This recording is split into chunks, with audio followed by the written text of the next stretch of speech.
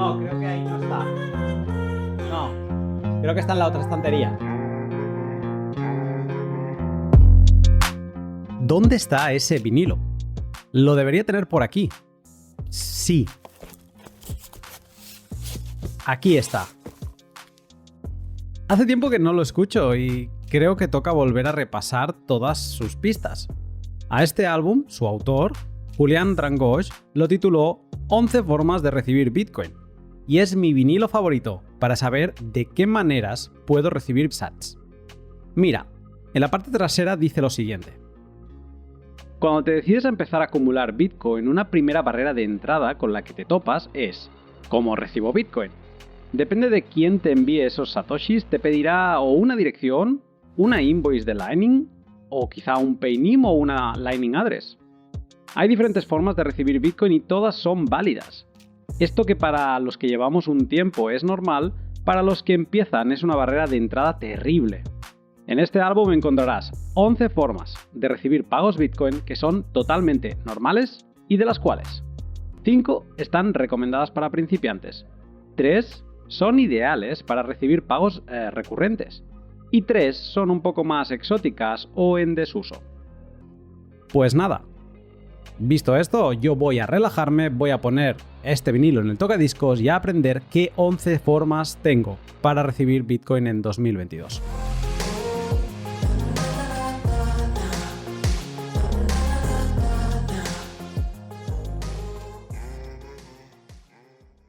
Nota. Las formas de recibir Bitcoin aparecen en una suerte de orden cronológico. Si deseas ir a alguna forma en concreto, a continuación te detallo su minutaje. Pero antes, un momento para mis sponsors. HODL HODL es el portal web en el que podrás comprar y vender Bitcoin de otros particulares. Intercambiar Bitcoin entre particulares tiene cosas buenísimas, como que no te pidan datos de quién eres, DNI, ni nada por el estilo. No queda registro de que has acumulado Bitcoin y puedes seguir apilando satoshis sin salirte de la legalidad y de forma privada. HODL HODL se apoya en algo que habilitaron las terceras direcciones de las que hablaremos hoy, las Pay-to-Script Hash, y que permiten hacer transacciones multifirmas para asegurarte de que acabes recibiendo los sats que acordaste en la compra-venta. Si todavía no has probado HODL HODL, te animo a que superes el miedo y empieces a acumular sats libres de datos personales. Bitrefill es la empresa con sede en Suecia que te permite comprar de todo pagando con Bitcoin. Sí, no hace falta que vivas en El Salvador para experimentar la economía circular Bitcoiner, y todo es gracias a la enorme oferta que tienen disponible en bitrefill.com. Cada semana me arrancan una sonrisa con un nuevo servicio, lo que hace preguntarme también si descansan en algún momento. Esta semana España ha amanecido cargadita. Han aparecido varias tarjetas, pero dos que a mí me hacen especial ilusión. Las tarjetas regalo de Zara, ojo ahí, y también Yelmo Cines, que es unos cines donde yo iba a ver todas las versiones originales. Bastante top, ¿verdad? Si todavía no has comprobado cuál es la oferta en tu país, ¿a qué esperas? Sigue el link de la descripción y sorpréndete con su enorme catálogo. Y por último, Braiins, los chicos buenos de la minería. Esta semana vuelven a dar un golpe en la mesa con otro de esos artículos en su blog que merece la pena leer. Se titula El futuro de la minería paraguaya con Braiins. Un artículo en el que explican las características del país americano para ser tan atractivo como Texas para la minería de Bitcoin. Y si te quedas con hambre de articulazos, te dejo dos que a mí me han encantado. Factores económicos para la minería con energía solar y la optimización de la minería Bitcoin para fuentes energéticas intermitentes. En Braiins no suman ruido, suman contenido de calidad a sus ya interesantes servicios como Slashpool, Insights o el firmware para mineros ASICs Braiins OS Plus. Si te interesa la minería, debes seguir el link de la descripción.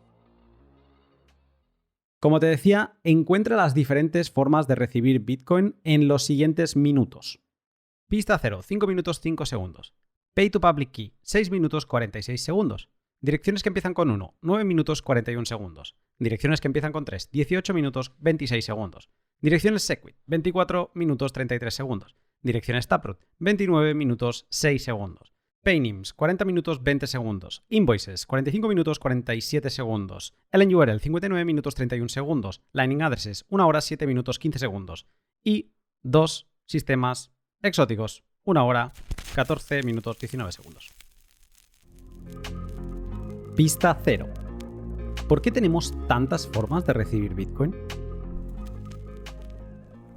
La tecnología funciona siempre de la misma forma. O sea, no es que funciona, pero opera exactamente igual. Siempre uno tiene una invención disruptiva y luego vos lo que tenés es una explosión cámbrica. O sea, la gente empieza a innovar, la gente empieza a buscar innovaciones, formas nuevas de hacerlo.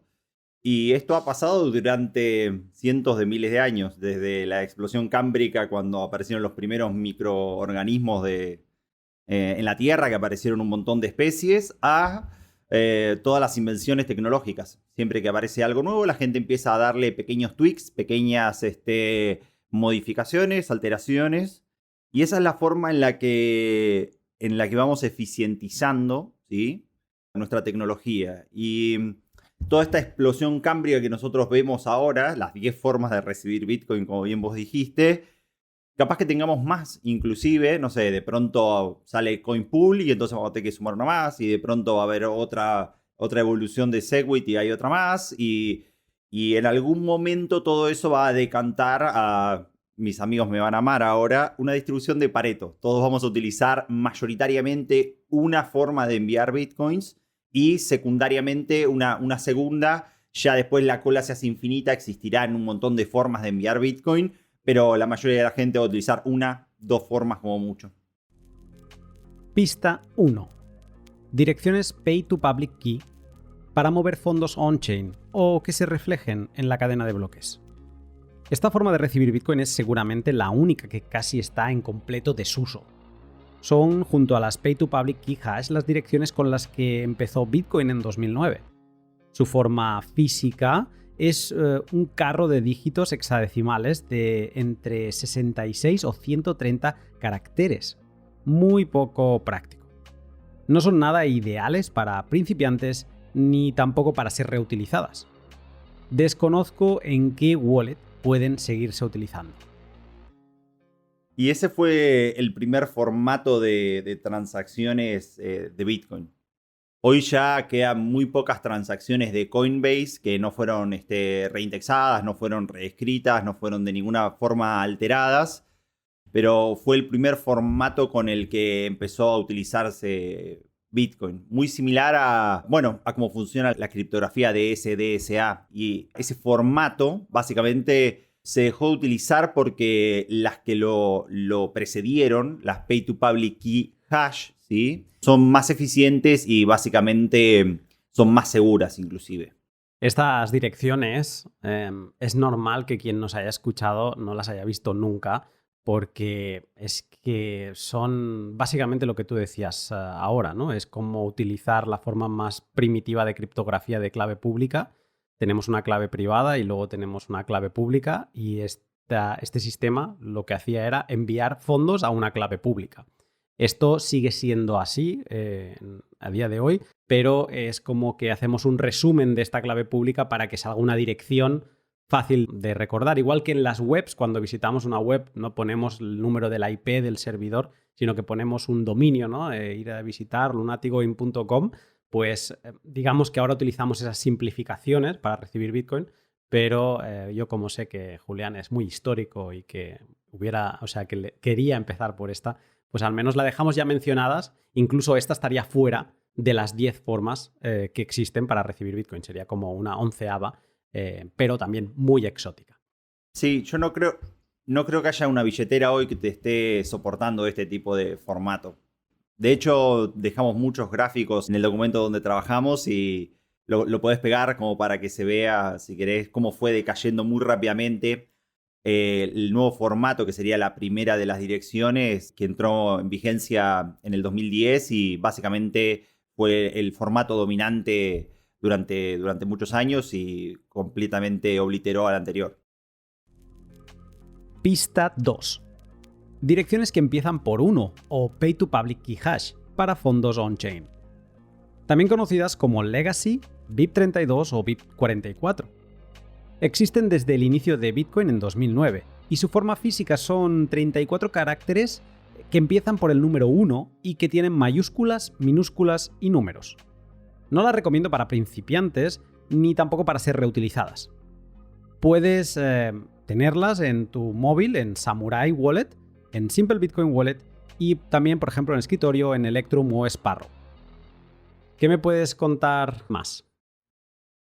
Bueno, fueron el primer como formato estándar, por decirlo así, de direcciones que uno tenía.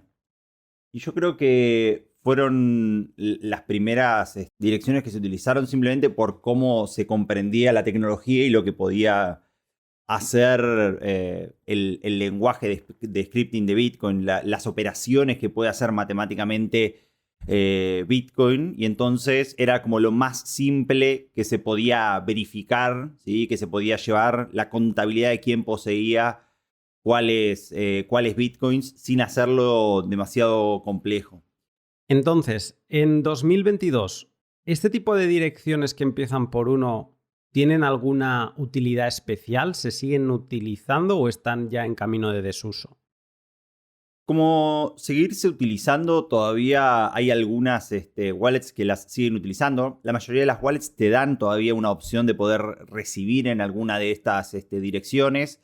Simplemente por un tema lo digo de compatibilidad, si bien le vamos a poner otro nombre a una dirección de Bitcoin, digo porque Bitcoin tiene la fama de ser backwards compatibility o tiene de arrastrar todas las compatibilidades para atrás. Entonces, como uno no sabe con quién puede estar interactuando dentro de la red de Bitcoin, ya sea un exchange viejo, alguien que nunca actualizó, un nodo que esté corriendo una versión antigua de Bitcoin y uno no sabe cuál es la compatibilidad que tienen esos software, uno siempre puede generar todavía una de esas direcciones viejas y poder básicamente transaccionar, ¿sí? Utilizando Bitcoin. Al día de hoy, este tipo de direcciones, si uno las mira estadísticamente hablando, en la web transactionfee.info, básicamente hoy todavía un 23% de las transacciones de la red están utilizando este formato de direcciones. El año pasado vimos un rápido decrecimiento de estas direcciones, más o menos de un 40-50% hasta este 23%, porque tal vez una de las wallets más, no sé si decirle populares, pero no la vamos a nombrar. Todos ya saben qué wallet es. Por fin implementó Segregated Witness y implementó formatos de direcciones más eficientes. Pero bueno, ese tipo de direcciones básicamente ocupaban más espacio en la red y entonces, bueno, nada, nos obligaba a todos a pagar más fees. Ahora, si uno mira un poquito más interesante las estadísticas, cuando uno mira los outputs, ¿sí? Estas salidas que se están utilizando para gastarlas, no por cantidad, pero si uno las mira por valor, ¿sí? Lo que está transaccionando, las direcciones de Pay to Script Hash todavía están siendo un 80% de los bitcoins que se están gastando con respecto al valor agregado total. Eso es porque básicamente la mayoría de los mineros de la red de Bitcoin, como la minería, bueno, lo has hablado muchas veces, es algo muy delicado y es una industria que requiere mucha seguridad.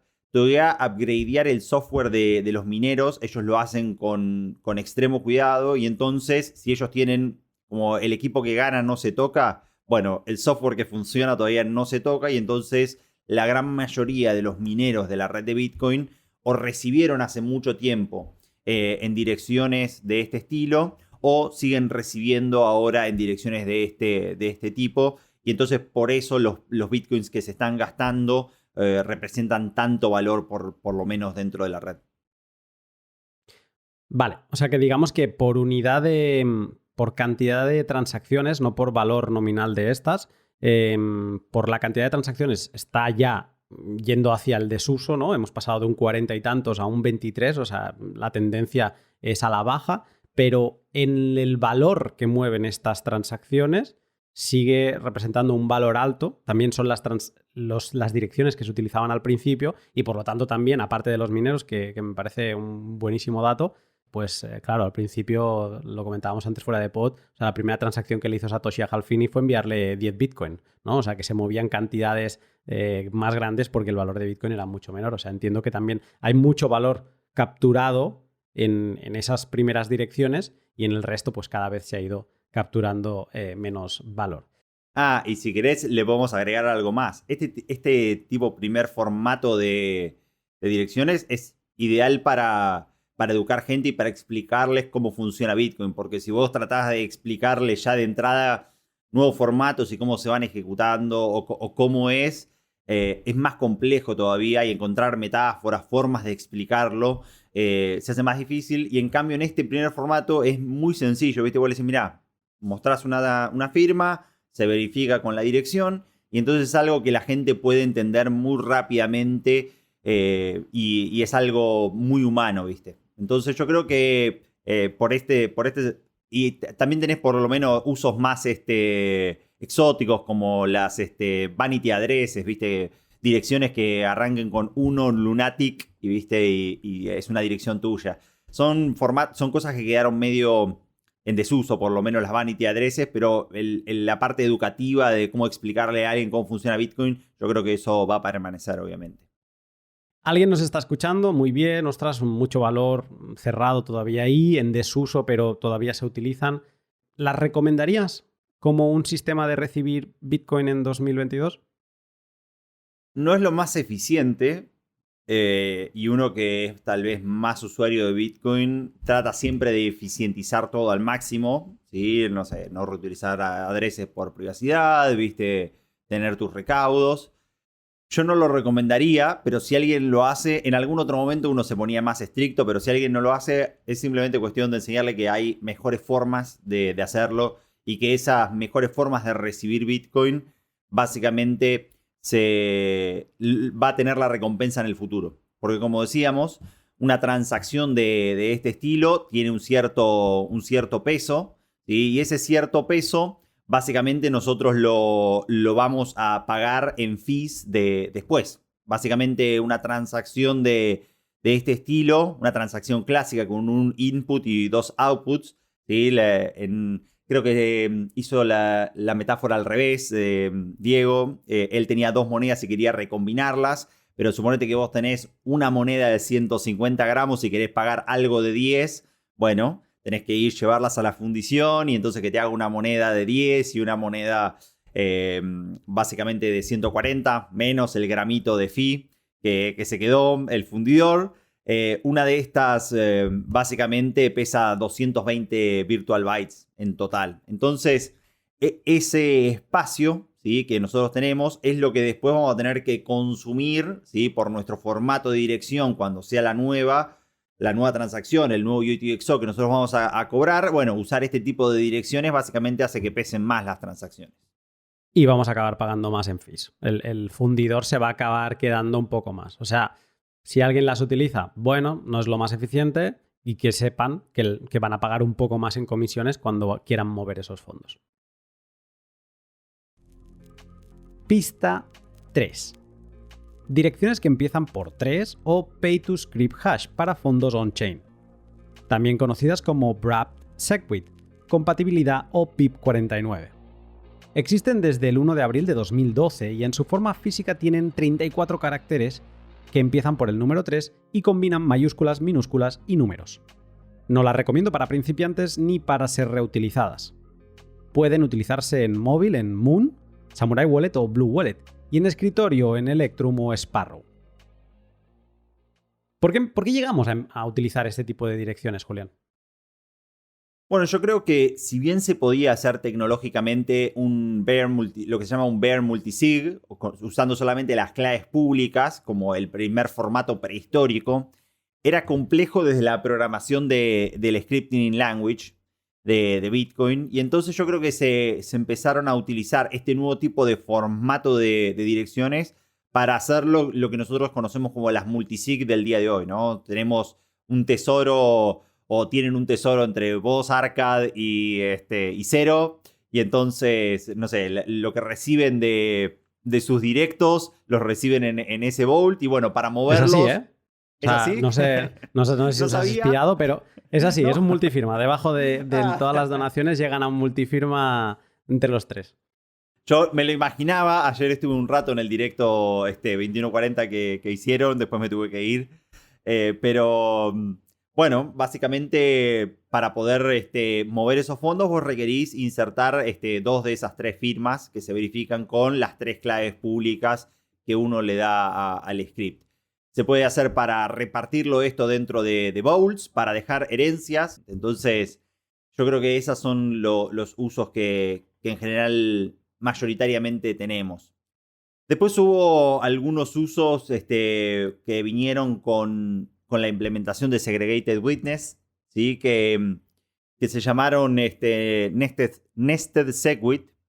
Y básicamente era, si bien lo vamos a explicar más en detalle, era chequear las firmas, que las firmas no aparezcan dentro de los parámetros que caen al stack, sino que la firma va a parar a esta nueva construcción que se le agregó a las transacciones, que se le llamó el witness directamente. Entonces, otro uso que se le fue dando básicamente es utilizar Segregated Witness no de forma nativa, sino a través del scripting language de la red de Bitcoin. Entonces, estas direcciones que empiezan por 3 son las que incorporaron estos candados ya más complejos, que ya no son solo una llave, sino que puedes tener mini programitas que tengas que ejecutar para desbloquear esos candados. Igualmente, han pasado muchas cosas después de esto, ya has mencionado Segwit y demás. ¿Estas direcciones que empiezan con el número 3 tienen sentido en 2022? ¿Son recomendables para alguien que empieza, que se haga una idea de si sí son las que tiene que escoger o no? Bueno, al igual que antes, uno las puede seguir utilizando por compatibilidad, ¿sí? De hecho, son las que en algunas billeteras tienen ese nombre de compatibility. Y bueno, se podrían seguir utilizando simplemente como algo histórico, pero como lo vamos a hablar más adelante, el Segregated Witness básicamente tiene los mismos 2 formatos de direcciones a través de este mismo protocolo y que las hace mucho más eficientes. Entonces, hoy este tipo de direcciones serían solamente utilizables en el caso de que alguien no conozca nuevos formatos más eficientes o por una cuestión de compatibilidad, pero dependiendo de qué es lo que esté intentando de hacer, viste, con algún exchange viejo, tratar de sacar fondos a una multifirma que no acepte Segregated Witness todavía. Pero si vos lo mirás, la mayoría del uso que tuvieron histórico este tipo de direcciones, en general, para lo que más estuvieron siendo utilizadas es para usar de una forma indirecta Segregated Witness hasta que estuvieran bien testeadas las direcciones nativas de Segregated Witness. Eso lo podemos ver en un gráfico que se llama Pay to Script Hash Input Type Distribution, y ahí uno puede ver cuál fue el real uso de estas direcciones. Hoy por hoy, nativamente que estén utilizando estas direcciones, solamente el 2%, creo que es un 2 o un 3%, las utiliza de forma nativas on-chain directamente. Una cifra bastante baja, ¿eh? O sea, no sé. Comparémoslo. Son más nuevas que las anteriores y están. Pues si las anteriores teníamos un 23%, ¿no? O sea, sería comparable a esa cifra, ¿no? Del 23% y aquí un 2%. Sí, en este caso, mejor dicho, esto es solamente comparando los pay to script hash. Estoy solamente comparando este mismo tipo de formato de direcciones, el uso que se le da a estas direcciones. Y entonces, on-chain, hacer toda la multisig y todo on-chain para mostrarlo todo en la capa 1, solamente es un 3%. Y la mayoría ya lo utiliza esto para decir, bueno, hacemos una multisig, no sé, 2 de 3, pero las firmas anda a chequearlas en el witness, no me las verifiques on-chain las firmas. Vale. Si fuera en la comparación que vos diste anterior en inputs, en qué es lo que se está usando la red, las direcciones del tipo pay to script hash ocupan un 1% solamente. O sea, estas sí que están en desuso totalmente, aunque yo las preferiría a las que empiezan por 1, por ejemplo, ¿no?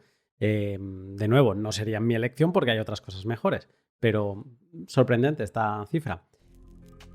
Pista 4. Direcciones Segwit que empiezan por BC1Q para fondos on-chain. También conocidas como direcciones Batch32, Native Segwit Pay to Witness Public Key Hash, Pay to Witness Script Hash o BIP84. Están activas desde el 24 de agosto de 2017 y en su forma física varían en tamaño entre 42 y 62 caracteres en función de si son Pay to Witness Public Key Hash o Pay to Witness Script Hash. Y también mezclan números y minúsculas, pero en este caso se olvidan de las mayúsculas. Recomendadas para principiantes, pero no para ser reutilizadas. Pueden utilizarse en prácticamente todas las wallets Bitcoin. ¿Por qué aparecieron las Segwit? Bueno, había que resolver un problema que era el problema de la maleabilidad de las IDs de las transacciones. Cada una de las transacciones tiene un número de serie arriba que básicamente la identifica como una transacción única dentro de la red de Bitcoin. Entonces, para lo que había sido el paper del 2015 de Lightning Network, básicamente se necesitaba resolver este problema y Lightning Network ya venían experimentando con pagos off-chain y entonces era tal vez la forma más correcta de escalar Bitcoin sin confiar en ninguna tercera parte. Y entonces, básicamente, se decidió implementar esta nueva mejora dentro de la red de Bitcoin. Se creó un nuevo constructo dentro de las transacciones de Bitcoin que se llama el Witness. Y bueno, era extremadamente importante, ¿sí?, la creación de Segregated Witness porque a través de ello lo que pudimos hacer es expandir el tamaño de los bloques de 1 megabyte a expandirlo en este virtual size hasta 4 megabytes. O sea que al mandar estas firmas por estos canales secundarios de los Witness Programs, básicamente nos permitieron, ¿sí?, expandir el bloque on-chain y además poder implementar Lightning Network para hacer cientos de miles de pagos off-chain en esta cadena secundaria. ¿Cuándo debemos usar una dirección Segwit? ¿Para qué son útiles? Bueno, cada vez que querramos recibir Bitcoin on-chain, yo creo que hoy ya es la dirección por default del 90% de los Bitcoiners. Hay gente que le decís, che, una dirección que empiece por 1 y tal vez ni conoce, no sabe. Para ellos, Bitcoin siempre fue utilizando Segregated Witness y para otros que estábamos de más antes, bueno, todavía nos quedaron algunas transacciones viejas y entonces yo creo que hoy es el formato ideal para recibirlo porque ocupan menos espacio on-chain y entonces cuando uno recibe Bitcoin en esas direcciones, el beneficio de tener que pagar menos fee más adelante es lo que las hace muy buenas direcciones. O sea, nos sirven para recibir el mismo Bitcoin que podríamos recibir en las de 1 o en las de 3, pero son como más ligeras. A la hora de gastar vamos a pagar menos comisiones por ellas, guardando el mismo Bitcoin. Correcto, exactamente. Para quien le interese estas direcciones, pues eso, es que así como las que empiezan por 1 son difíciles de encontrar ya, depende de qué wallets, estas se encuentran en prácticamente todas. Y con todos esos nombres que he mencionado al principio, que si Segwit, que si las Bech32, que si las BC1, por alguno de estos nombres las vais a acabar encontrando. Tengo por aquí delante un pantallazo de Samurai y les llama Segwit Native Bech32.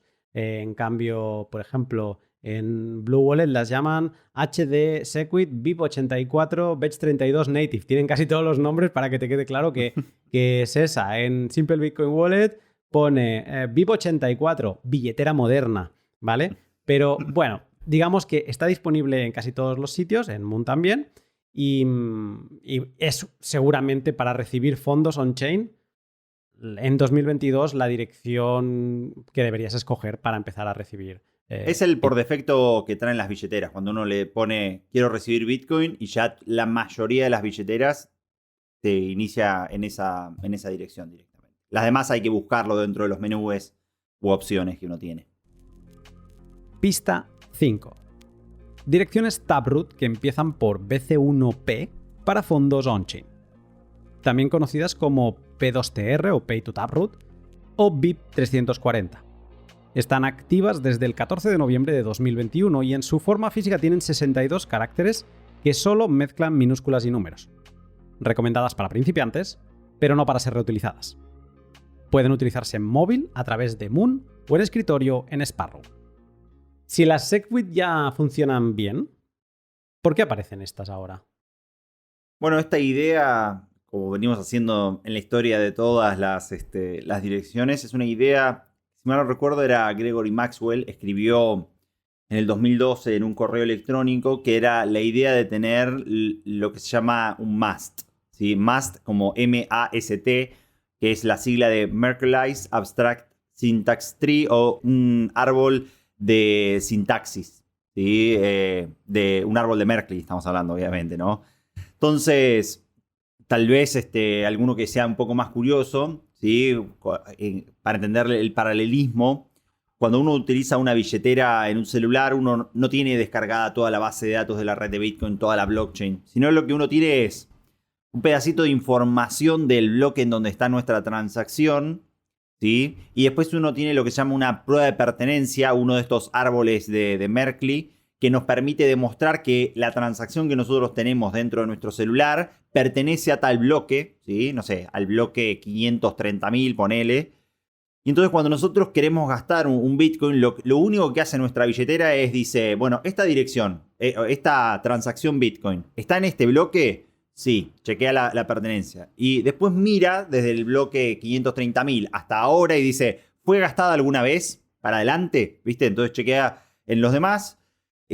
Si no encuentra esa ID en ninguna parte, dice, listo, esta transacción. Eso es para evitar, obviamente, algún tipo de ataque de spam dentro de la red. Y entonces envía la transacción. Este tipo de estructura sirve muy bien para comprimir información, básicamente, ¿sí? Entonces, con eso nosotros pudimos tener en nuestros teléfonos celulares una billetera.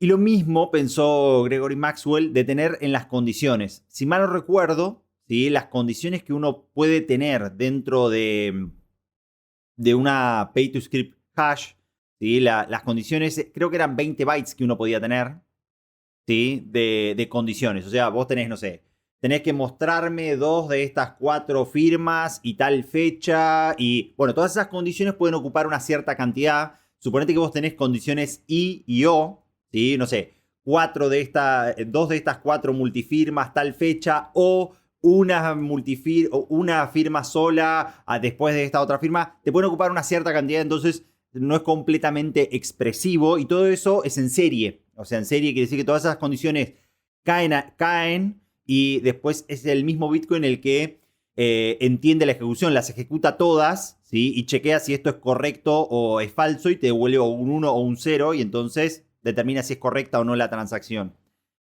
Y entonces eso tiene sus limitaciones de la cantidad de condiciones que podés escribir, y en este caso también es poco privado. Y vos vas a preguntar, ¿por qué es poco privado? Y bueno, porque todas las condiciones que nosotros, si nosotros vos tenés 2 condiciones, ¿sí? Que son en paralelo, como dijimos recién, vos tenés que ejecutarlas todas, ¿sí? Entonces se ve cuál es la que es válida y se ejecuta. En cambio, lo que va en este nuevo tipo de formato de direcciones es esconder estas formas de gastar estos bitcoins dentro de un árbol de Merkle, esta construcción, de la misma forma que nuestro celular verifica la pertenencia de una transacción en un bloque. Ahora lo que nosotros tenemos lo que te permiten estas direcciones es, vos en tu celular, ¿sí? Tenés las condiciones con las que vos podés gastar esa transacción, y suponete que tuviésemos una multisig, ¿sí? Y vos tenés, no sé, los de la triada de Arcad y del pod de 2140 tienen ustedes ahí su multifirma. Y si no, me designan a mí, ¿sí? En otra condición aparte, como diciendo, che, Julián, si nos pasa algo, están por viajar, por ejemplo, en avión, ¿sí? Se vienen para la BitConf de este fin de año. Y entonces deciden, che, Julián, si nos pasa algo en el avión, necesitamos que alguien recupere estos fondos del directo. Y entonces me decís, bueno, vamos a una Taproot, nosotros tenemos una de las condiciones y la otra condición va en paralelo, escondida. Y entonces lo interesante de este nuevo tipo de formato es que cuando se ejecute o se muestra a la red que se ejecutó tu condición, o se muestra a la red que se ejecutó mi condición, ¿sí? En el paralelo, pero no se muestran las dos. Entonces, en este sentido es más privada, ¿sí? Porque la otra queda oculta, ¿sí? Y entonces son más eficientes en ese sentido en la cantidad de información que queda pública dentro de la red. Solamente queda pública la raíz de ese árbol de Merkle, y que además son todas las transacciones iguales, Si vos mandás a una 1 de 1, ¿sí? A una dirección, lo que sería tradicional, a un 8 bajo tu control, se ve BC1Q. Si se lo mandás a una multifirma, se ve BC1Q. Si lo mandás a un canal de Lightning, se ve BC1Q. Si lo mandás a un Coinpool, se ve BC1Q. Entonces, eso lo que te va a permitir es más no existen los Coinpools todavía, ¿no? Pero digo como una idea. Sí. No, digo que has dicho todo el rato BC1Q y era es BC1P. Sí. Uno la tiene formateada así del primer formato. Cabe destacar que este tipo de transacciones por ahora es algo muy experimental. Si bien funcionan y que se pueden utilizar, hoy por hoy es menos del 1% de las transacciones que hay dentro de la red que se gasten, quiero decir. Todo esto que has dicho suena muy bien, pero si alguien aterriza en Bitcoin y dice, vale, muy bien, tengo Moon. Y Moon me da 3 posibilidades. Compatibilidad, que son estas que empiezan por el 3, Segwit o Taproot. ¿Qué hago? ¿Por qué? O sea, ¿cómo decido entre Segwit y Taproot? Bueno, Taproot es la evolución, ¿no? De Segwit. Segwit nativo es versión 0 y Taproot es la evolución de este protocolo directamente. Si vos vas a recibir Bitcoin solamente vos y no lo vas a utilizar para algún tipo de condiciones especiales, no tiene sentido utilizar Taproot por ahora nativo. Va a tener más sentido cuando todos los formatos de todas estas direcciones sean todas iguales y entonces uno puede, indistinto de lo que uno está utilizando, esconderse dentro de ese set que uno tiene de BC1P. Entonces, ahí va a tener mucho más sentido siempre estar recibiendo en ese formato de direcciones. Pero si ahora uno va a recibir Bitcoin y no lo vas a utilizar para ejecutar algo complejo, algún tipo de scripting complejo con diferentes condiciones en paralelo, no tiene sentido para hacerlo. Aún así, si alguien lo hace y empieza a recibir fondos sin multifirmas ni nada complejo en una dirección Taproot, es totalmente correcto. O sea que no pasa nada. Correcto, sí. Y de hecho son un poco más ligeras que las de Segwit. Tienen unos pocos bytes menos, o sea que eso también se traducirá en un menor coste de comisión minera en un futuro. Hay una web que está muy buena, que creo que el que la mantiene es Murch, que es la wiki de IT de Bitcoin, que está bajo el Bech32 Adoption, ¿sí? Y tiene ahí básicamente todas las billeteras que lo están ya básicamente implementado Taproot y que lo están siendo utilizando. ¿Sí? Si mal no recuerdo, también tiene las hardware wallets y los web providers, o sea, exchanges, todos los que te permiten utilizar básicamente Taproot, ¿no? Como siempre, cada mejora dentro del protocolo de Bitcoin tarda un tiempo en que gane su adopción.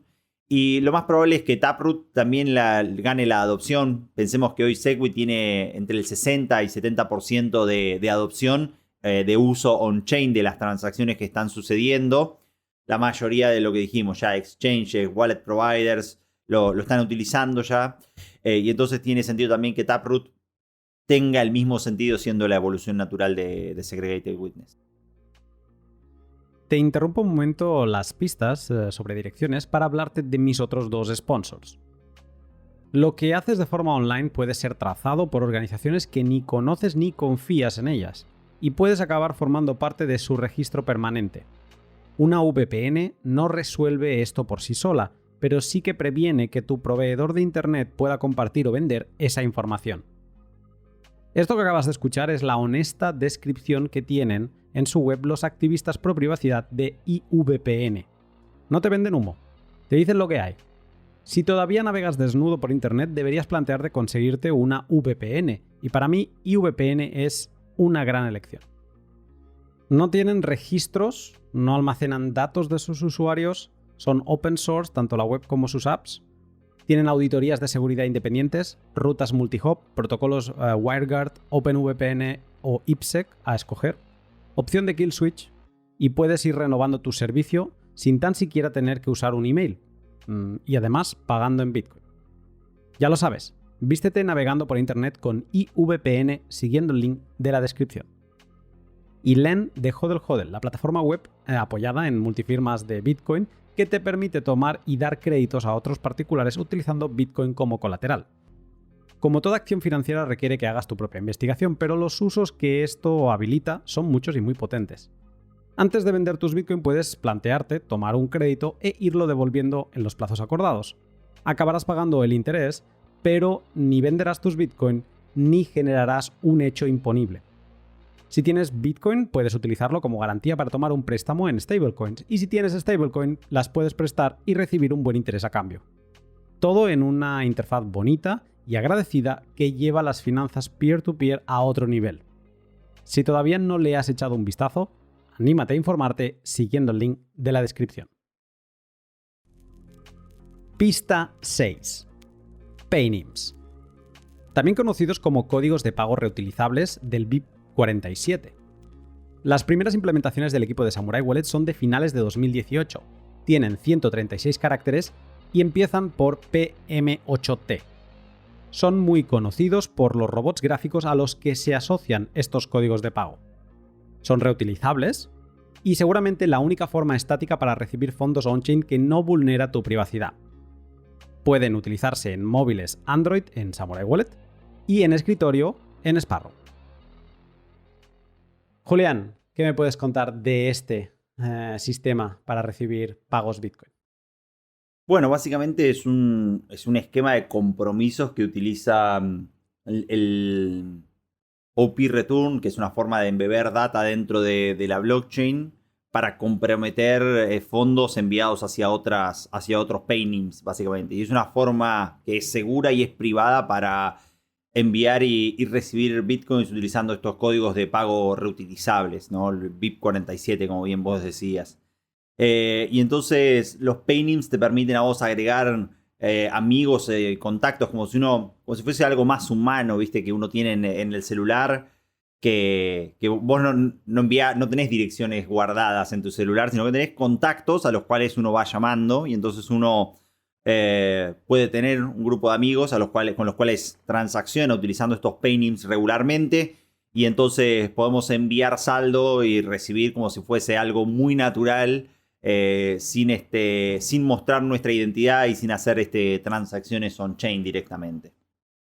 Digamos que si venimos poniéndonos pesados en que todas las direcciones que empiezan por 1, por 3, por PC1Q y por PC1P no son para reutilizar, y por lo tanto, si Julián me pasa una dirección hoy para un pago, yo le hago el pago, y mañana le tengo que hacer otro pago, le tengo que decir, Julián, por favor, envíame otra dirección, porque yo no quiero reutilizar, ¿no?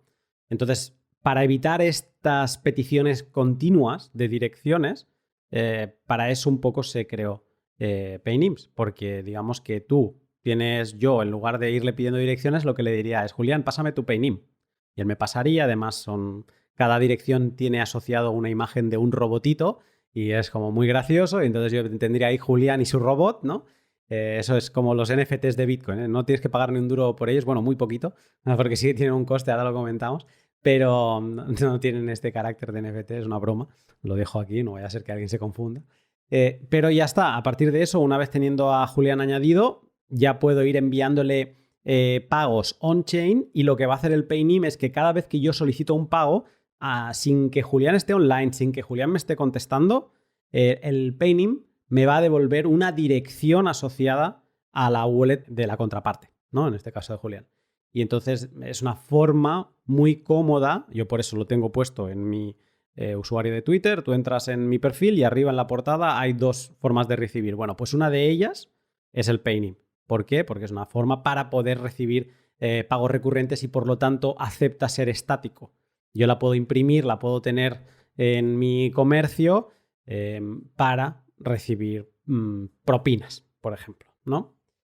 Entonces, lo he mencionado ahora, no es automático, o sea, tú no te bajas una wallet de las que he mencionado, Samurai o Sparrow, y ya tienes un Paynim, lo tienes que generar, pero una vez generado, para que yo le enviase pagos a Julián, tengo que abrir un canal de pagos con él.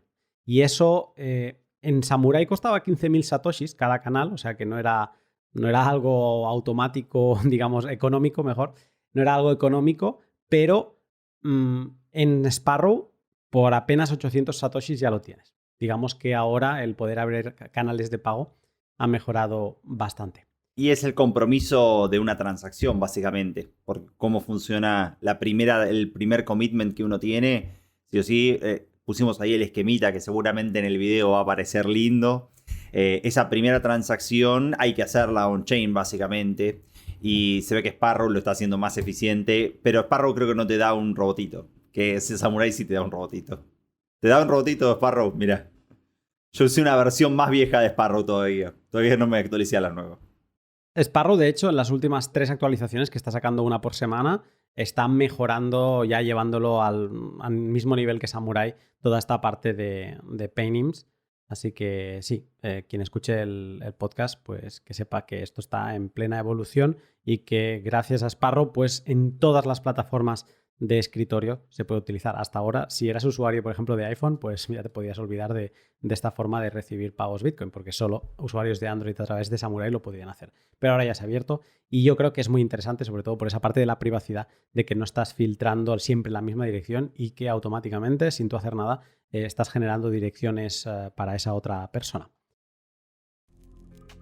Pista 7. Invoices de Lightning para recibir sats que no tocan la cadena de bloques, también conocidas como facturas o invoices del Vault 11. Empezaron a ser usadas con la mainnet de LND en 2018 y empiezan por LNBC y les sigue un buen carro de números y minúsculas. No son reutilizables y caducan, pero son muy recomendables para principiantes. Pueden utilizarse de forma soberana, custodiando tú mismo las llaves, en Blixt, Simple Bitcoin Wallet, Breeze, Phoenix o Moon, y en escritorio en Electrum. De forma no custodial, en móvil tienes Wallet of Satoshi, Blue Wallet o Bitcoin Beach, y en Telegram el bot LNTX Bot, Lightning Transaction Bot. Julián, ¿qué me cuentas de esta forma de recibir Bitcoin? Bueno, como bien vos dijiste, los invoices son los que nosotros utilizamos dentro de la red de Lightning para realizar pagos.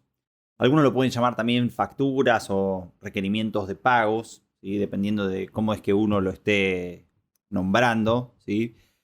Fíjense que se utilizan diferentes terminologías porque también básicamente son diferentes constructos, son diferentes cosas. Cuando uno dice hago una transacción de Bitcoin, la transacción de Bitcoin se envía a la red y esa transacción de Bitcoin es revisada por todas las computadoras que funcionan usando Bitcoin.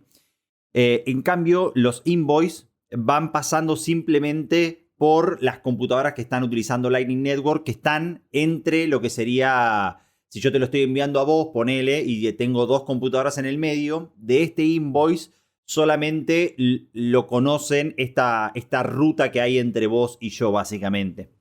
Entonces, la construcción de uno de estos invoices, básicamente, cuando yo te digo, che, Lunaticoin, te quiero hacer un pago, generate un invoice. Lo que hace tu billetera es, elige un número al azar, ¿sí? Que solamente lo conoces vos, y lo esconde, ¿sí? A través de las funciones hash que ya utilizamos 1000 millones de veces. Y entonces lo enruta a través de lo que se llama un onion routing, ¿sí? Y me lo envías a mí, ¿viste? Por afuera el invoice. Me decís, págamelo. Y entonces lo que hago yo es agarro básicamente el pago que voy a hacer, ¿sí? Y digo, bueno, ¿cuáles son los nodos que yo tengo entre mi computadora y la computadora de Lunaticoin? Tengo 2 nodos y entonces agarro el primer sobre, que sería el sobre que vas a abrir vos, ¿sí? Y agarro 2 sobres más, ¿sí? Representando también, en este caso, los 2 nodos que tengo en el medio. Y entonces yo se lo doy al siguiente nodo. El siguiente nodo lo que hace es, dice, mira, esto era para mí, el sobre de arriba. Sí, el sobre de arriba es para mí. Lo abre porque tiene, bueno, la información correcta para abrirlo, ¿sí? Y dice, mira, el siguiente sobre es para el siguiente nodo. Se lo da al siguiente nodo, dice, este sobre es para mí. Sí, lo abre. Dice, y mira adentro que hay, dice, hay un sobre para Lunaticoin. Te lo da vos, llega hasta tu destino.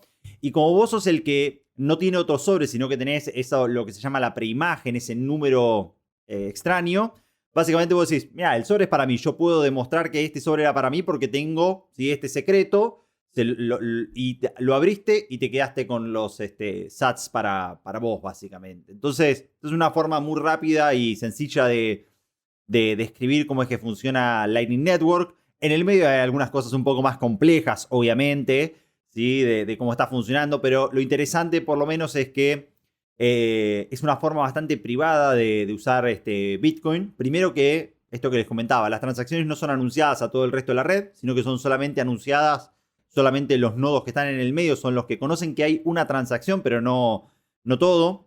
Y lo interesante es que solamente los nodos solamente conocen la información del salto anterior y la información hacia donde lo tienen que enviar. Eso quiere decir que el primer nodo que estaba entre nosotros dos, desde mi lado, solamente sabe que yo se lo envié a él y que él se lo tenía que enviar al nodo 2.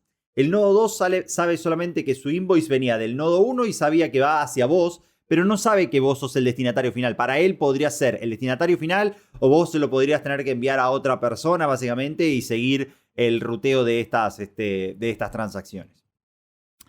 Entonces lo interesante de estas transacciones es que primero no son on-chain. Lo segundo es que para incentivar el comportamiento honesto uno le tiene que pagar por el ruteo de estas transacciones una pequeña fee a los nodos que van a estar entre medio de nosotros dos. Si nosotros dos tuviésemos un canal propio, no hay que pagar nada de fee, o sea, la fee sería cero literalmente porque nos enviamos sats de un lado a otro de un canal de pago y con eso es suficiente. Pero hay que destacar que las fees son muy más chicas que las fees on-chain. Tal vez serán un 5% de lo que sería una fee tradicional o no, o menos inclusive, ¿viste? Si tal vez la red tiene mucha actividad y está cobrando $1 de fee, capaz que para mandar vía Lightning estás pagando 1 centavo de dólar, 2 centavos de dólar, ¿sí? Y tienen las mismas características o casi las mismas características que las transacciones de Bitcoin, ¿sí? Es casi par a par, o sea, es una Bitcoin peer-to-peer, Lightning es peer-to-peer-to-peer-to-peer, porque hay algunos nodos en el medio, básicamente, pero a vos te llegan sats bajo tu control y nadie en el medio los puede robar y es sin confiar en ninguna tercera parte, ¿sí? Entonces tiene muchas de las características que tiene Bitcoin on-chain también. ¿Por qué? Si antes hemos dicho que las SegWit o las Taproot serían las direcciones interesantes que escoger así por defecto para alguien que empieza, ¿por qué sería interesante en lugar de irse a una SegWit, por ejemplo, empezar a utilizar invoices de Lightning para recibir Bitcoin? ¿Qué ventajas pondrías a unas y a otras?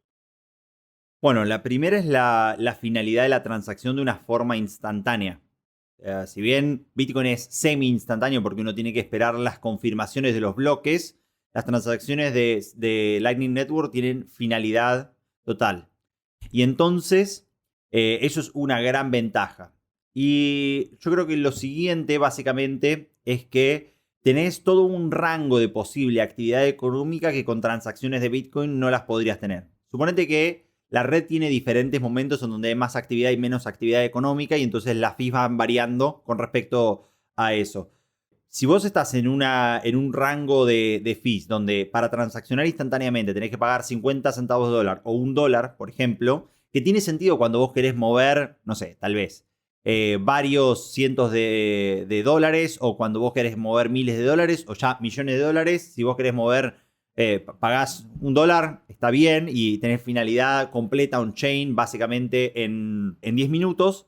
Las transacciones de Lightning Network te permiten que haya actividad de 50 centavos de dólar o de $1 para abajo, ¿sí? Te permiten toda esa actividad económica que Bitcoin on-chain en ese momento en particular no te permitiría.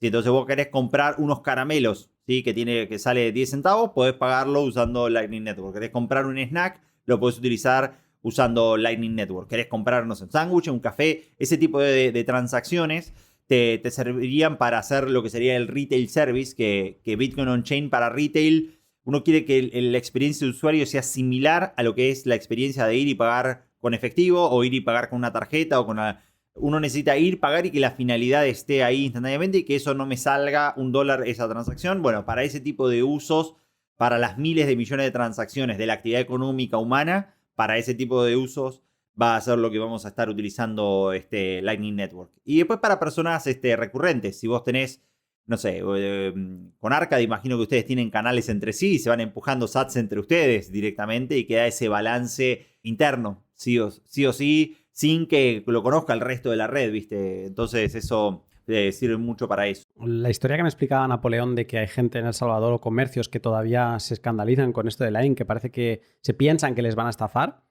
yo creo que para comercios, sobre todo, Lightning es fundamental. Para El Salvador, Lightning es fundamental. Porque yo cuando fui a El Salvador, de las cosas que más me sorprendió es que me cobrasen en hamburgueserías con Bitcoin on-chain. Y no se esperaban a las confirmaciones. Entonces, Bueno, pero tiene sentido también. O sea, tiene sentido dependiendo de la actividad económica. O sea, si vos vas a vender una hamburguesa de $5 y haces un ataque de 51%, genial, llévate la hamburguesa, te lo mereces directamente. no, pero un Ahora, RBF. Un RBF. bueno, sí, también podrías hacer un RBF. Es que podría yo haber comido sin pagar un duro. Pago, sí, ya lo hemos recibido. Salgo de la tienda y se la levanto con un RBF. Puede ser. Lleva más trabajo y hay que ser techie savvy para hacer algo así. Y tendrías que saber de antemano que la hamburguesería los está aceptando de esa forma. Yo creo que si es para actividad económica baja, se puede hacer perfectamente. Ahora, si vas a vender una tele, por ejemplo, que sale unos cientos de dólares, por ejemplo, ahí ya una confirmación tiene sentido esperar una transacción on-chain, obviamente. Yo, 0 confirmaciones sin RBF, te lo puedo llegar a comprar. Pero 0 confirmaciones con RBF y encima que no sabes ni lo que es RBF y lo aceptas como tal, cuidado. O sea, si acabas de escuchar esto y no sabes qué narices he dicho y eres un comercio, cuidado con aceptar pagos de Bitcoin on-chain sin confirmaciones. Entonces, para este tipo de casuísticas, Lightning es fantástico. Y hay soluciones que te permiten no tener que estar gestionando un nodo, no tener que hacer pues, la parte difícil, digamos, de utilizar Lightning. Hay wallets móviles a día de hoy que también son nodos, pero que te dan una facilidad como Blixt o Simple Bitcoin Wallet, que son una maravilla. Y si no, hay soluciones custodial como Wallet of Satoshi o Blue Wallet, que te permiten una experiencia Lightning también en un segundo, ¿no? O por ejemplo el caso de Breeze, que tienes un TPV, o sea, una pantallita que tú puedes poner, cóbrale tantos dólares a este señor, pum, ya está, y te genera una invoice de ese valor en dólares, pero en Bitcoin, y tienes un TPV en tu móvil. O sea que yo creo que si estás en El Salvador y tienes un comercio, el camino debería ser Lightning, por poder cobrar esas cantidades tan pequeñas que en Bitcoin on-chain o en una Segwit no te lo va a aceptar. Algunos nodos te lo van a rechazar porque van a creer que es polvo, que son cantidades tan mínimas que ni las mueven. Entonces, Lightning es yo creo que es el camino interesante para este tipo de comercio. O sea, muy de acuerdo contigo. También es una forma muy interesante de hacer onboarding a alguien nuevo, ¿viste? O sea, yo el otro día regalé unos sats ahí a un compañero de banda, ¿viste? Y, ¿pero qué es esto vos que sabés de Bitcoin? Y le digo, dale, abrite una billetera. Y le dije, bájate Moon. Y entonces Moon, para esa experiencia de usuario, entre que él se descargó la billetera y que tenía los sats bajo su control, pasaron un minuto, básicamente. Y tenía unos sats bajo su control y ya directamente, y ¿qué hago con esto, viste?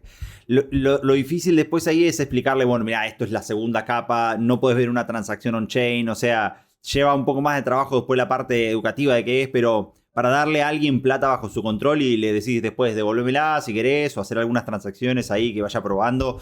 Y que el hecho de poder abrirse una aplicación, no tener que poner ningún tipo de identificación ni entregar datos de nada, no está asociado a tu mail, no está asociado, viste, y poder recibir algo, dinero, viste, que es único y que es tuyo y que está bajo tu control, es una experiencia maravillosa, viste.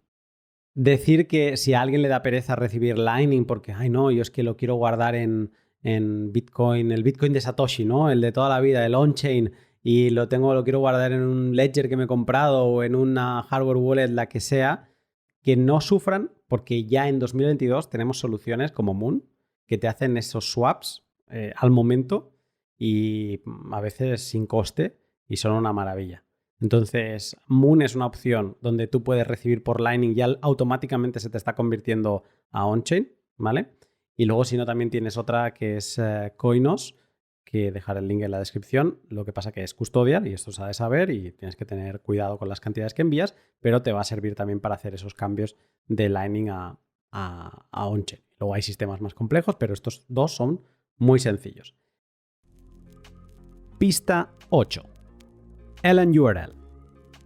LNURL o LNURL sirve para recibir pagos off-chain.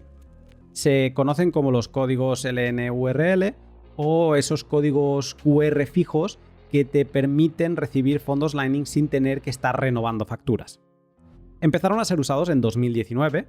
Son códigos largos que empiezan por LNURL, aunque siempre se muestran con un QR. Se pueden reutilizar y son geniales para principiantes.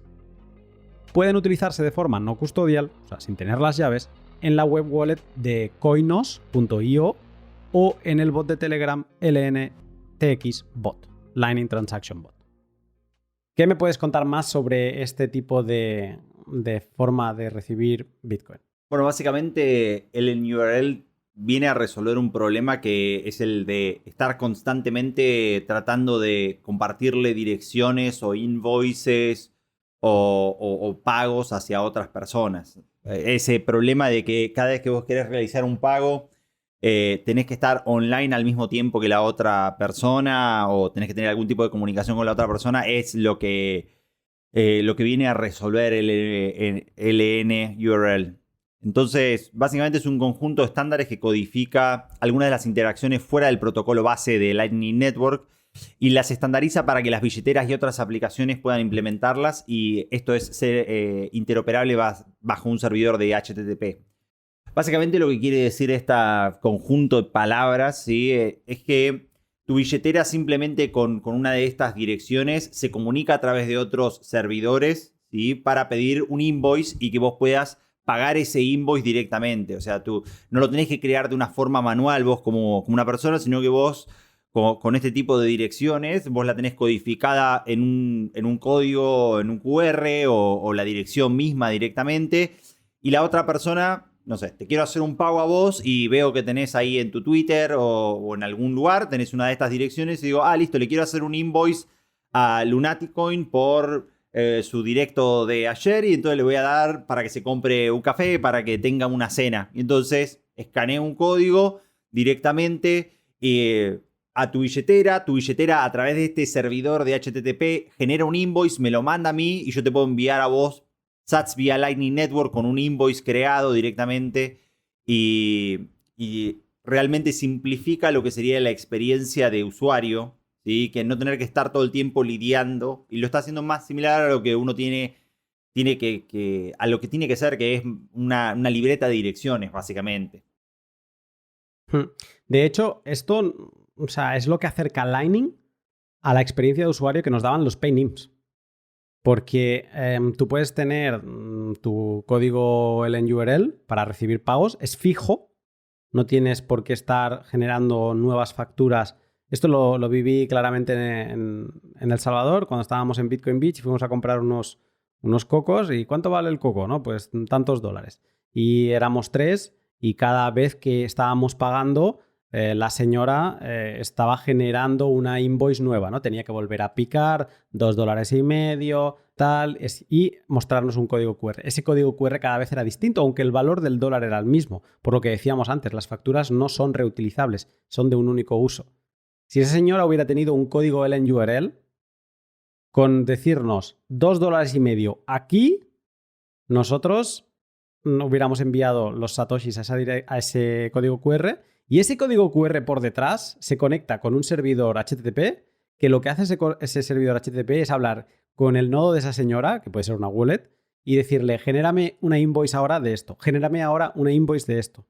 Y sin la señora haber tenido que estar picando los $2.50 en el terminal, hubiera recibido la misma cantidad de satoshis. O sea, es una abstracción, es un LNURL, lo que hace es arreglar una de las fricciones que tiene Lightning desde el principio, que es que las invoices, ¿no? Dime. Sí, no es que las arregla, o sea, hay cosas muy interesantes de esto, pero Lightning es la capa base, ¿viste? Y entonces uno tiene que entenderlo como eso, como estamos creando la funcionalidad. Y siempre la usabilidad viene en una capa después. No es que sucede así en general en todas las cosas. Y entonces Lightning es la capa base, en verdad es la segunda capa base, y muchos de los problemas de usabilidad siempre se terminan arreglando en las siguientes capas directamente. No porque la primera tenga sus problemas, porque tiene sus limitaciones directamente, la primera capa. No, imagínate cómo haces para comunicarte utilizando solamente los canales de Lightning Network. Si vos mirás la topología de cómo están construidos los canales. No sé si se puede enviar comunicaciones a través de Lightning Network. O sea, sí se puede porque está el Svinix Chat, ¿viste? Obviamente. Uno podría, pero tendrías que enviar un invoice. Sería más complejo porque tendrías que enviar un invoice para ver cuánto es el saldo de que te va a cobrar. Eso es lo que va a suceder con el Vault 12. Que el Vault 12 es LNURL metido dentro de la capa de comunicación de Lightning. Lo que pasa que LNURL se ha hecho un monstruo. Es un conjunto de protocolos tan enorme y tan espectacular que LNURL no se va a ningún sitio. Vamos a tener la posibilidad de hacer cosas de LNURL ya nativamente en Lightning con Vault 12, pero no creo que vaya a desplazar en ningún caso a LNURL. Yo creo que, o sea, lo interesante que uno va viendo de LNURL es que está teniendo una adopción básicamente no de arriba hacia abajo, sino de abajo hacia arriba. No sé si se entiende ese concepto. O sea, son las billeteras, son la gente que está tratando de utilizarla y de generar esta experiencia de usuario mucho más sencilla y más ligera directamente. Y entonces eso tiene mucho más de potencial, viste, que cualquier otra especificación dentro de las vaults y que uno diga, mira, listo, esto se hace ahora, de ahora en más se hace de esta forma. Sino que la adopción orgánica que está teniendo es tal vez lo más interesante, ¿no? ¿Para qué tipo de persona crees que es interesante esta forma de recibir satoshis? Y cualquier tipo de artista que requiera algo que sea estático y que no requiera mucho trabajo para setearlo, podría utilizar una opción custodial, obviamente. No sé, sos un artista callejero y querés recibir donaciones. Que sos un bar, por ejemplo, y no querés tener tu propio nodo de Lightning Network y generar tu propio point of sale que requiere mucho trabajo. Pero querés simplemente utilizar Bitcoin con una experiencia sencilla, yo creo que es ideal para todo este tipo de usos. Lo que decía antes es que en mi perfil de Twitter tengo 2 QRs, el otro QR es este. De nuevo, o sea, para todo lo que sean pagos reutilizables, digamos que en capa 1 serían los paynims y en capa 2 códigos LNURL. Pista 9. Lightning Addresses. Las Lightning Addresses sirven para recibir pagos off-chain. Se las conoce como las direcciones que parecen a un email, pero con las que puedes recibir fondos Lightning sin tener que renovar facturas. Empezaron a ser usadas en 2021, tienen el mismo factor de forma que un email, se pueden reutilizar y son ideales para principiantes. Puedes generar tu Lightning Address de forma no custodial, sin tener las llaves, en los bots de Telegram LN Transaction Bot o también el de ln.tips, que puedes visitar esa web directamente, y también en la extensión de navegador GetAlbi o en las wallets Bitcoin Beach o Wallet of Satoshi. Habiendo explicado qué son las LNURL, los códigos LNURL, ¿cómo explicamos una Lightning Address? Bueno, yo creo que tiene que ver mucho esto con cómo se explicaba Bitcoin. No sé si te recordás que mucho tiempo decían enviar dinero, viste, es complejo y es complicado y debería ser exactamente igual de fácil que enviar un email. No sé si alguna vez te llegó esa explicación. Y creo que tiene que ver con exactamente eso, ¿no? Lightning Address lleva la idea de Lightning URL a un formato similar al de un correo electrónico, en donde uno tiene un nombre, un arroba y un servidor y un .com o un punto lo que sea, básicamente. Con que las billeteras te pueden enviar un pago, ¿sí? Y que el receptor directamente se configuró para recibir un pago, crear un invoice y enviarte unos sats vía Lightning Network. Y entonces vos podrías tener ahora una dirección de email, como las que no es una dirección de email, es una Lightning URL, obviamente, una Lightning Address en este caso, y las podés publicar y las podés utilizar como si fuese igual de sencillo que recibir un email.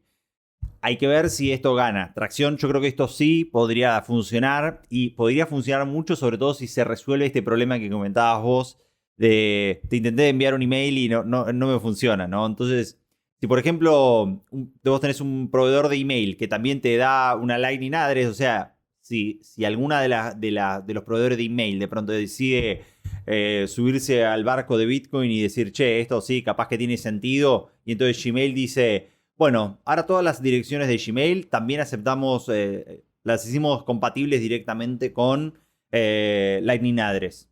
Si vos envías sats a tu dirección de Gmail, también podemos enviarte tus satoshis directamente. Puede ser una solución custodial, podría haber una solución mixta, podría haber una solución con diferentes configuraciones como para tener más control o menos control directamente. Pero yo creo que es la experiencia de usuario que todos vivimos, o que todos vivimos, no, que todos envisionamos, ¿sí? Que todos vimos para adelante hace, no sé, de cuando empezaste a aprender de Bitcoin, pero cuando uno empezó, todavía esto es complicado, lo de las direcciones, esto de los invoices todavía es complicado. Para el usuario final hay cosas que para la adopción masiva de algo y para usarlo en retail es complicado. Pero yo creo que con alguna experiencia de usuario y alguna buena billetera que empiece a utilizar esto, sería lo ideal.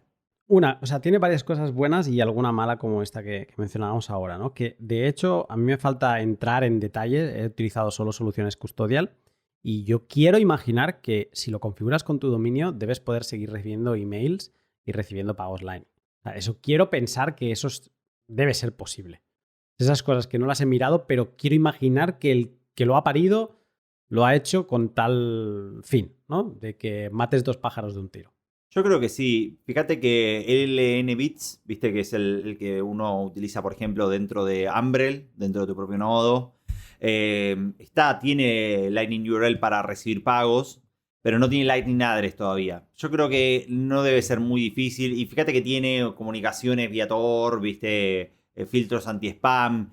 No me cabe la menor duda que de pronto van a traer un lunaticoin@lnbits, por ejemplo. LNBits, sí. Y que vos vas a poder tenerlo dentro de tu propio nodo sin ninguna solución custodial y que te va a llegar directamente los sats a tu mismo nodo de Lightning Network. Pero bueno, es algo bastante nuevo esto de las Lightning Address. Debe tener unos meses, no más. Ni un año. Yo creo que no. De hecho, creo que fue Neves que lo propuso y sí, estará, yo creo que es de antes de verano. Antes de verano empecé a ver yo los primeros tweets de Stadicus, si no recuerdo mal, que se había montado él una Lightning Address y ahí ya dije, ¿qué narices está pasando? Y ahora lo único que estamos viendo es que es fácil a través de servicios custodial tener una Lightning Address como Lightning Transaction Bot o el NTips. Pues es muy sencillo crearte tu propia dirección, pero todo es custodial. Y a mí lo que me gusta muchísimo de Lightning Address es que es mucho más fácil de entender que los LNURL, los QRs estos, porque para acceder a un QR de los de Lightning Transaction Bot, por ejemplo, pues tienes que ir a una web y ahí encuentras el de Lunaticoin y todo está asociado como al usuario de Telegram. Digamos que hay como varios pasos para llegar a controlar los códigos de cada persona, pero con un email no. Si yo sé cuál es tu Lightning Address, sencillo, me la puedo apuntar y ya está. Y por ejemplo, Blixt, que es una wallet que me encanta de Lightning, tiene un directorio de direcciones, una agenda de direcciones. Entonces, tú ahí puedes guardar la Lightning Address de Julián, la Lightning Address de Arcad, la Lightning Address de Cero. Y ya está. Oye, te debo la cena, espera. Pim, ya está. Enviado, ¿no? A través todo de Lightning Address. La misma experiencia de usuario mejorada incluso que los Paynims, porque aquí no tenemos que abrir canales de pagos entre nosotros. Si no falla el enrutado, llega, ¿no? Pero es como un paso más allá incluso de mejora que los Paynim. Pero digamos que acerca a lo que estamos acostumbrados en el mundo legacy financiero de tener una cuenta guardada de alguien o en Bizum, que se utiliza aquí en España, ya tienes el número de teléfono de esa persona y le envías dinero a esa persona y listo, ¿no? Entonces, que yo creo que por eso pueden tener una gran expansión en adopción, pero vamos a ver de qué manera, ¿no? Es importante también empujar la vía no custodial, la vía soberana. Pista 10 y 11. KeySend para fondos off-chain y OpenDime para fondos on-chain, pero que se transmiten de forma offline. Una forma más de recibir satoshis, que es a través de KeySend, que esto ya empieza a ser, aunque lleva más tiempo que lo mencionado hasta ahora, es más exótico porque, bueno, la forma en que funciona es una manera de mover balance sin que quede trazas dentro de Lightning. Es interesante por esa parte de privacidad, pero bueno, no es una parte muy práctica. Tienes que añadir el nodo de la otra persona, o sea, la otra persona tiene que tener un nodo, lo tiene que tener activo, serviría un móvil, pero lo tiene que tener abierta la wallet en ese momento. O sea, necesita que esté sincronizado en ese momento del pago. Y digamos que, bueno, es una forma más de recibir Bitcoin, y la mencionamos aquí, pero, bueno, más exótica, ¿de acuerdo? Y luego ya el sumum de lo exótico para mí es recibir pagos con OpenDimes, que me encanta esta forma. No lo he hecho nunca, no lo he practicado. Sí que has de verificar que lo que haya dentro de ese OpenDime, un OpenDime es como una especie de USB, pero criptográfico, para que puedan entrar secretos, o sea, la clave privada se genera, de hecho ni entra, se genera dentro, pero no la puedas sacar. Y simplemente es una manera de recibir Bitcoin, porque alguien te puede decir, mira, dentro de este OpenDime, de este USB, hay un Bitcoin, ¿no? Ten, para ti, ¿no? A cambio de este servicio. Y pues sí, tú has recibido Bitcoin. Esto no sucede, supongo que en Meetups, esto lo podrás ver en algún momento, de gente haciendo coin swaps, porque esto sería la técnica que se utilizaría. Pero digamos que, bueno, la mencionamos aquí como una forma exótica, pero no es una forma práctica ni que la gente de a pie que esté en su comercio con Bitcoin vaya a experimentar. Julián, de todo lo dicho, ¿quieres añadir algo más? Yo creo que lo interesante de entender es cómo van mejorando no solamente la tecnología, las cosas que uno puede hacer dentro de Bitcoin, sino también con estas últimas formas que estuvimos repasando, cómo va evolucionando la experiencia de usuario, ¿viste? El que lleva ya unos años participando de Bitcoin va viendo cómo van evolucionando esto y uno podría comprender las proyecciones de cuál va a ser el límite de Bitcoin. No solamente el límite tecnológico, sino el límite de la experiencia de usuario. Y cada vez que vos tenés una de estas explosiones, siempre vas pudiendo agarrar una porción más del market share de la población, porque es más sencillo de entender y las personas lo van a poder utilizar cada vez más seamlessly. Sin fricción, con un Exacto. saltito y ya Más estarán ligero. utilizando todas estas. Así como cuando salió cualquier otra cosa, no sé, un documento de texto, ¿viste? Y vos decías, che, esto de Word, sí, es como la máquina de escribir, pero lo haces digital, ¿viste? O un MP3, sí, es como un disco de pasta, pero es digital, ¿viste? Y exactamente lo mismo, tenemos ese mismo tipo de salto cualitativo, lo tenemos que lograr utilizando Bitcoin. Yo creo que, sobre todo la última de todas estas formas, la de Lightning Address, y si se logra combinar con on-chain, off-chain, a través de algún tipo de protocolo HTTP, ¿viste? Donde vos tenés un QR y las mismas dos billeteras tienen, no sé, 3 formas para enviarse Bitcoin, 2 formas compatibles, comparan, buscan una, cuál es la más eficiente, se envía y a la otra persona le llega un tilde nomás, ¿viste? Y ahí va a ser cuando ya ganamos, básicamente. Sí, está en gente como Darío, en cracks como él, que se rompen la cabeza para hacerlo fácil y sin fricción, que a lo mejor acabemos con aceptando envíos de Lightning Addresses a Moon, y tú lo envías a una Lightning Address, pero a ti ya te llega en on-chain y luego lo puedes volver a enviar a través de Lightning a otra Lightning Address. Y bueno, que todo esto acaben siendo capas de comunicación y que en un futuro sí que hablemos de pues lo que pasa en Coinos, y esto me gusta mucho de Coinos, que tú le tiras, Coinos te dice, ¿qué quieres hacer? ¿A dónde quieres enviar? Y te sale una línea de texto. No te dice Lightning o Bitcoin. No. Te dice ¿a dónde quieres enviar? Y tú le tires lo que le tires, porque también tiene Liquid. Si le tiras una dirección de Liquid, te la coge. Si te tira una dirección de Lightning, también. Y todo. Le des lo que le des, digamos que lo absorbe y él ya hace por detrás la abstracción para que funcione. Vamos hacia ese mundo, pero entre tanto tenemos todas estas formas de recibir Bitcoin y espero que con esta charla hayan quedado un poco más claras o que al menos se hayan conocido. Julián, siempre es un gusto. Así El placer es mío siempre. te volveré a liar para otra cosa, ya lo sabes. Seguro, cuando Lop venga de vuelta, hacemos otro podcast ahí. Lop no le va a gustar que este pod al final ha sido el doble de largo que el que hizo él. Pero le voy a decir, oye, Lop, no te quejes que te ha tocado traducir una hora larga y ya está. Ostras, ¿no? Seguro. Yo creo que lo entenderá. Julián, estamos en contacto. Saludos.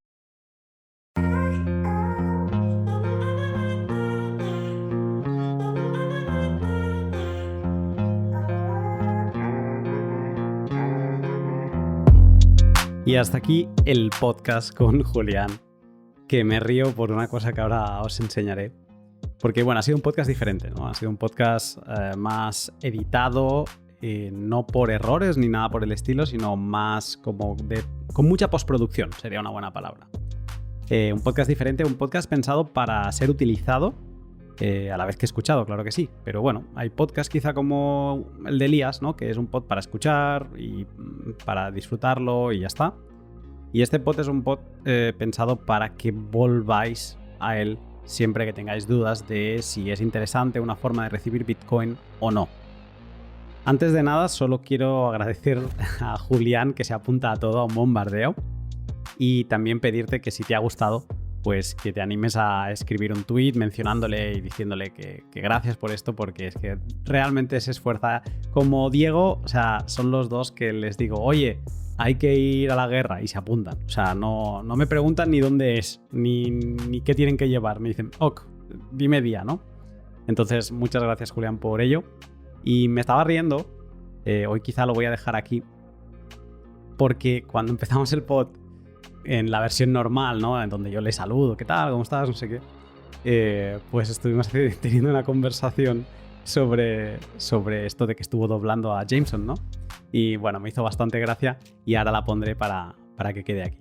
Si te ha gustado, como digo en cada pod, te animo a que lo compartas, me ayudará muchísimo. Aparte de que si te quieres unir a Patreon, si quieres enviarme una propina, pues será más que bien recibida. Yo lo dejo aquí y te dejo con este extracto que podría ser como un off the record o unas tomas falsas, ¿no? Pero que en verdad no eran falsas, era el directo, era como estaba quedando el pod si hubiera sido un pod normal. Te saludo pronto, hasta la semana que viene. Buenos días, Julián. Hola, Lunaticoin. ¿Cómo estás? Muy bien. No sé si llamarte Julián o Jameson Lop. Hoy vengo en forma de Julián directamente. Pero espero que hayas hablado con Jameson, porque yo creo que él debería hacer mi podcast, pero en inglés.